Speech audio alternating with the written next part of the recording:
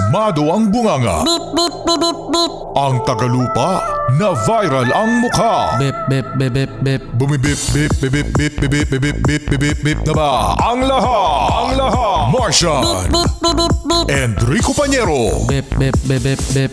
Beep, beep, beep, Bip, bip, bip, bip, bip. Bip, bip, bip, bip, bip. Titilaok! Titilaok! Cholit! Ito na ang 101.1 Yes FM Balitang Malamang sa malamang mga Yes Friend ay binabahat kayo, pati ako, ng mga feed, reels, yan, video sa TikTok ng mga nangyari kahapon sa hearing sa pagdedebate ng mga senador kung itutuloy ba ang impeachment. Impeachment na naman! Wala naman pwedeng pagkaabalahan yan. Oo, no?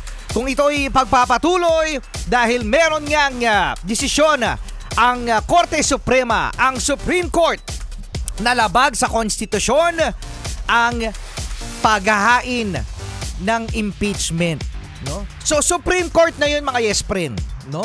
Sabi niya ayun na yung pinaka supreme. Meron pa bang isusupreme ang supreme? Meron pa ba? Parang wala na mga yes friend, ano? Oo. Kasi mga yes friend, ang mahirap kasi dito, tayo ay demokrasya. Yan ang mahirap sa demokrasya mga yes friend, no? Sinasabi freedom. So ngayon lahat may sinasabi. Lahat nagmamarunong. Yon, lahat nagmamarunong. At alam nyo ba mga yes friend, ako ang naobserbahan ko kahapon sa hearing sa Senado, iba pa rin talaga kapag abogado. Totoo yan mga yes friend. Iba talaga pag abogado ang naluklok sa pwesto at gumagawa ng batas. Kasi alam niya ang kanyang sinasabi. Tandaan nyo yung mga yes friend, nanood ba kayo Marcoleta? O shoutout naman kay Attorney Marcoleta, kay Senador Marcoleta. Congratulations, napakita mo ang iyong galing pagdating sa debate. Napaka-composed. Ibig sabihin napakakalmado mga yes friend ang kanyang side. Tsaka walang in fairness, kung merong mang note, pailan-ilan lang, pero nasa utak niya talaga, no?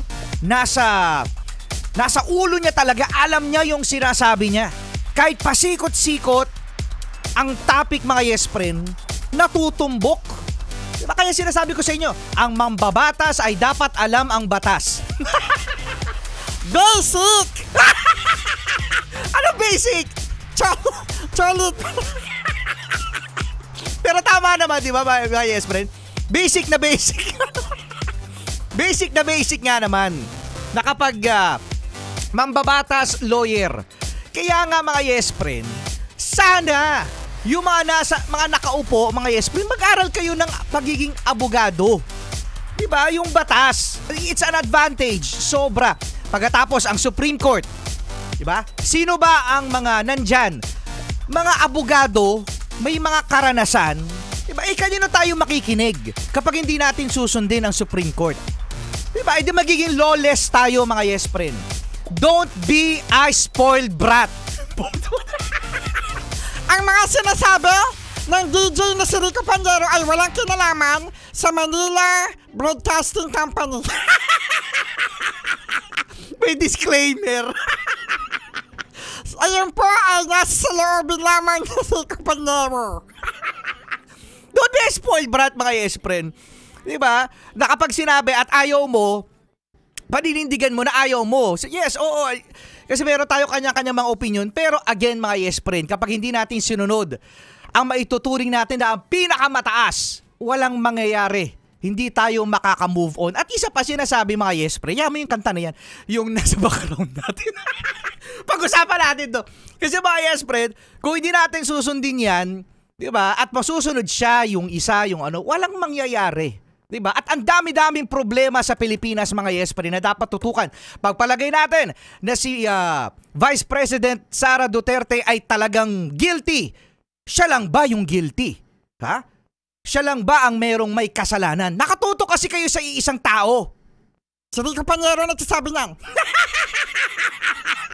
Hiwalay po ako dyan, wala po akong kinalaman. Yang Marcian, yung mga ibang mga opisyal, akala mo ang lilinis? Sige Rico Panyero, tapusin mo yung programa, puro ka magsalita. Ang dami sinasabi. Kala nyo naman ang lilinis nyo. Di ba? Pagpalagay nga natin mga Yespre na yung Vice President may kasalanan. Palagay nyo ba may kasunod yan? Ha? May kasunod bang ihihiring? Feeling ko wala. Si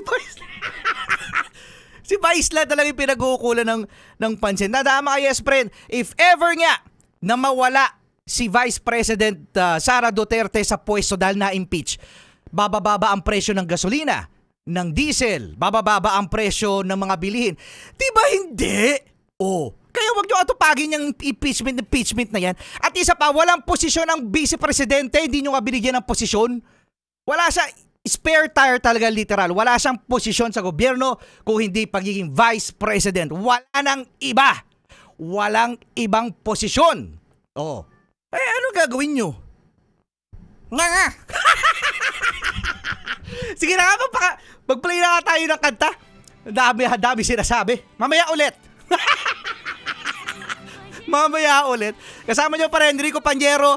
Si Rico Panyero na bias. Bias na.